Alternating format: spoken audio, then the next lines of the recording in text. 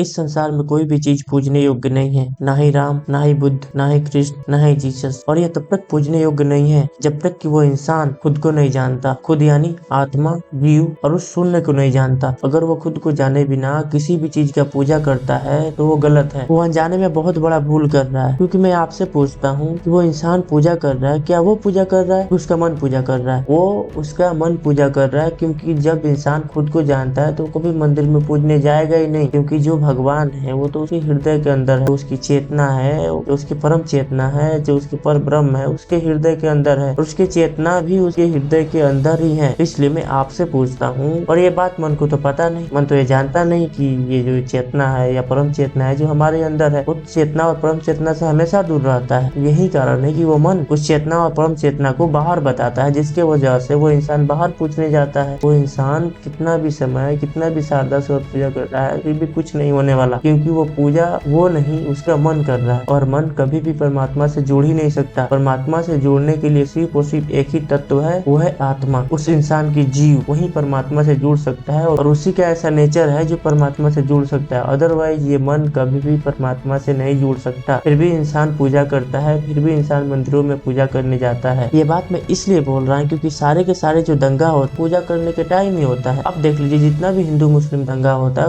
वो सब पूजा के टाइम ही होता है। मैक्सिमम जो दंगा होता है वो सब पूजा के टाइम ही होता है। इसलिए अगर किसी इंसान को पूजा करना ही है तो उससे सबसे पहले खुद को जानना होगा, और खुद को जानने के लिए सबसे अच्छा उपाय है मेडिटेशन, ध्यान करना। उसे सबसे पहले अपने मन को जीतना होगा। उस इंसान को सबसे पहले अपने मन को जीतना होगा और अपनी आत्मा को पहचानना होगा, तभी वो आत्मा परमात्मा से जुड़ सकता है। वो मन कभी नहीं जुड़ सकता। मैं किसी इंसान को तभी पूजा करने योग्य मानूंगा जब तक कि वो अपनी आत्मा को नहीं जानता है, और ये आत्मा ही है जो परमात्मा से जुड़ सकती है। इसलिए सबसे पहले अपने आत्मा को जानो, अपने खुद को जानो, अपने आप को जानो, तभी पूजा करने जाओ, तभी सार्थक होगी, नहीं तो कभी सार्थक नहीं होने वाली है। तुम पूजा भी करोगे, पाप भी करोगे, तुम कभी सुखी जीवन व्यतीत कर ही नहीं सकते, क्योंकि इस मन का बनावट ही ऐसी हुई है। ये मन तुमको बाहर की दुनिया में भगवान को बताता है, ये मन तुमको बाहर की दुनिया में पूजा करने के लिए बोलता है, जबकि सबसे अच्छा जो पूजा करने योग्य है वो तुम्हारे अंदर ही है, जो पूजने योग्य है वो तुम्हारे अंदर ही है। इसलिए जो बड़े बड़े विद्वान हुए हैं, जैसे बुद्ध हुए, राम हुए, कृष्ण हुए, वो अपने अंदर देखे, वो अपने अंदर के भगवान को देखे, वो कभी बाहर पूजने नहीं गए।